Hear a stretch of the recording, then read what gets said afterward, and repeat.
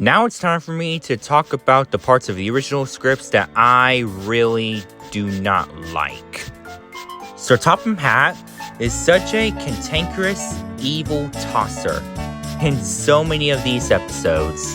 Like, I got to this point where I started to wonder just how David Mitton saw this character.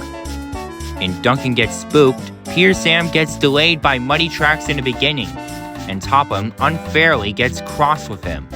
"What's the point of the timetable when you're always late?" he says.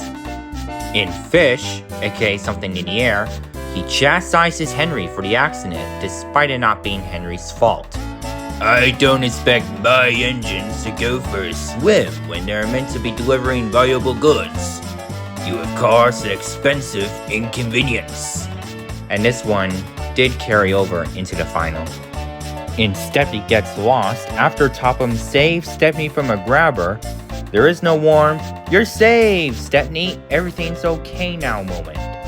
Instead, he very dryly says, "Go home, Stepney, and never stray again." Everyone just seems to hate Stepney in this one for some reason.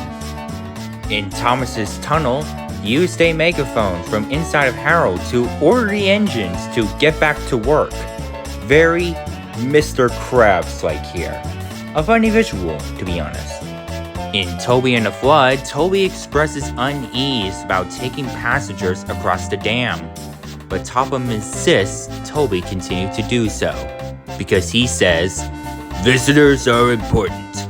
Without them, your line would close, Toby." I don't know about you guys, but that sounds like Heather from Total Drama to me. "Do it, or your line closes." In Cranky the Dockside Crane, Thomas and Percy purposely arrived late at the stations to blame the delay on Cranky.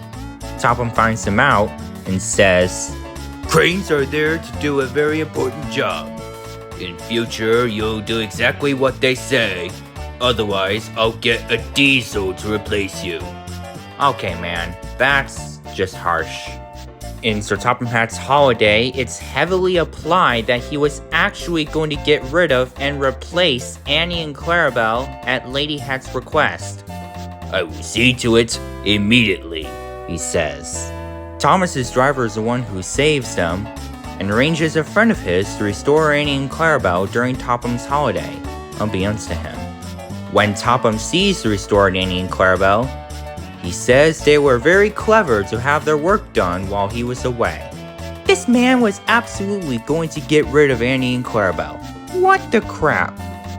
If this is how Topham was portrayed in the final episodes, then the clickbaiters claiming that he's a evil prat would actually have a point. Thank God they reworked his character, because that version of Topham was just not it.